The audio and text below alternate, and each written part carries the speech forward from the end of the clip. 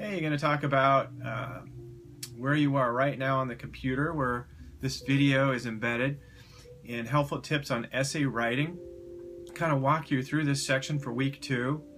So titles, I'm a title man. I was a technical writer for 10 years. I worked at Columbia University, the University of Washington, several engineering firms, a little bit at Boeing, and just all over the place in Seattle, as well as New York City, and a little bit here in the Willamette Valley. So titles are super important when it comes to essay writing, technical writing, novels, creative writing. Titles really do matter.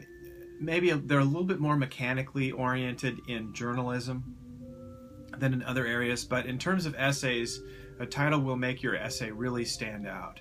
So I recommend that you spend some time on your titles. Don't just come up with a generic title that lists your topic. Try to custom tailor it to your own particular take on that topic.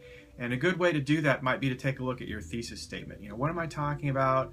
Where's my direction in this particular paper? And then that'll kind of point you towards some ideas for a title.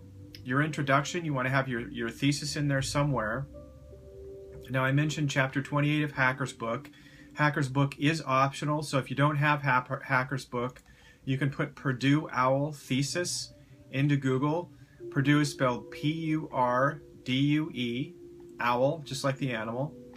And it gives you some great little tutorial on thesis statements. Not a whole lot in Long Knife's book on thesis statements, but you can hit the index on that and take a look, and look, you know, whatever it says about thesis statements in there.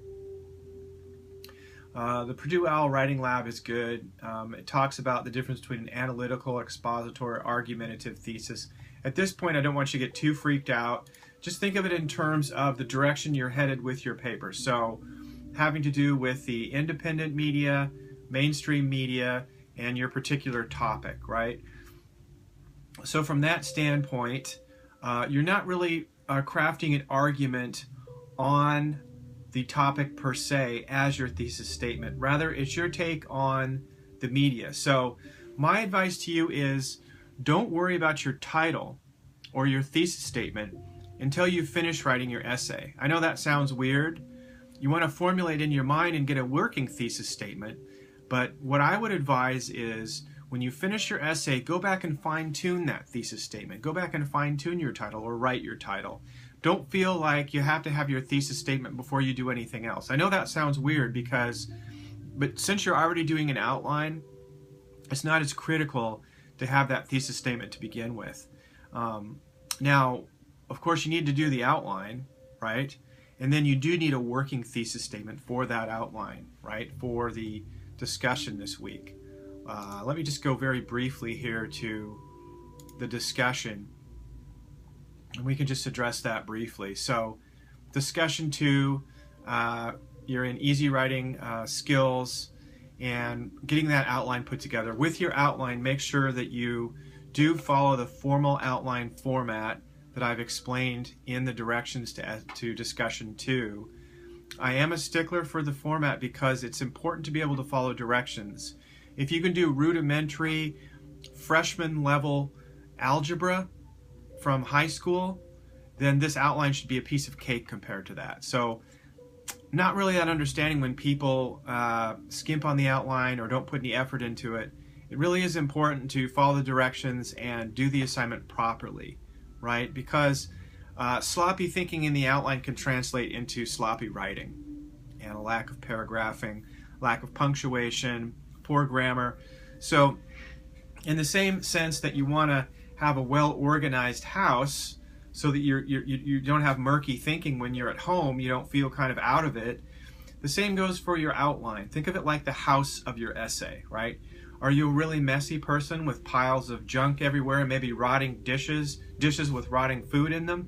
Most people aren't like that, right? For a reason. Well, the outline is another extension of a well-ordered mind and a well-ordered environment, which is very helpful to writing. So do take a look at discussion 2 at some point. You might want to do that before you get into really even researching your paper, right? Think, what am I going to need to do for this discussion? What am I going to need to do for my outline? And then you can use your that to help dictate what you're going to be doing in terms of the direction of your paper. Now, hopefully you already have a topic, but say you don't, it's not the end of the world, but you will need that topic, definitely. You know, discussion 1 was designed to get you going on that. At this point, you know, at the beginning of week 2, if you don't have that topic, you're in trouble. You got to get going on that, right? But you've got until the end of the week to do your discussion.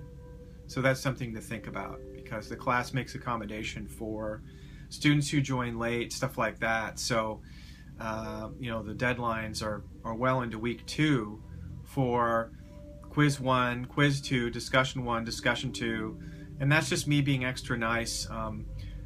If you're one of the students that had your books right away, and you know, I recommend you get started earlier, yeah, on at least on discussion 1 and quiz 1, right, rather than leaving it all until the end. That's mainly the reason I've structured it that way, is for those students that have joined the class late or had trouble getting their textbooks. So the body of this particular essay, as usual, will be backing up your thesis statement, right? And do read those 1, 2, 3, 4, 5 paragraphs here about the body. That's important. Your conclusion. Now, one thing I wanted to say about your conclusion, you can switch from third person, right, which doesn't use I, me, my, our, or you or your. It's everything else, right? People, one, those who do blah, blah, blah, right? But you're not using first person or second person. You can switch from third person into the first person. Don't use second person, but you can use first person in your conclusion. If you do, take a look at page 66 in Hacker, if you have that, or Google what I've talked about in one of my last videos, signal phrase, essay, and all these ideas will come up for your transitions, because when you go from third person to first person, you don't want to just leap into it and start with I or something like that. That would be a mistake, right? You need to kind of move into it with a sentence or two, transitioning from the third person into the first person. Tone. Now, the tone of this particular essay really is kind of unique in the sense that it has to do with your personality, the way you feel comfortable writing. Are you one of these people that are comfortable with sarcasm? That's fine, you know, as an attention getter. Are you? The one thing I will suggest you avoid is a really dry, boring presentation, because a lively essay with nice, lively verbs, not an overuse of the verb to be, for instance, can make a static tone in your essay. So you want to try to achieve a lively tone, an interesting tone. Keep your essay entertaining to some degree, right? You know, that's something to think about. Is my essay at all interesting to read? Is it entertaining? There is an entertainment value even in academic discourse. So writing an academic essay, you do need to have some level of entertainment value there. And that's just getting away from just a really dry, boring presentation. And often that will hinge on static verbs like the verb to have. So has, have, will have, had, lots of that, or the verb to be, is, was, were, will be, has been. Don't be a has been, right? So, you know, the verb to be is great when you want to establish your setting and your time. It's very important for evoking the state of being, right? But you get much beyond that. You want to move it down to maybe 20 or 30% of all your verbs in your essay. We talk about sentence variety in the additional pointers here. There again, I'm on some helpful tips on essay writing, kind of walking you through that. And then there's the final wrap. And do definitely read this. It's not that long. It's 1 page. Helpful tips on essay writing. And after you read that, if you have any questions on any of the assignments, after you read the assignments all the way through, then I'm totally here for you. Please email me if you have any questions at all, or we could set up a teleconference. So again, welcome to the class. Looking forward to seeing your outlines for this week, and take care.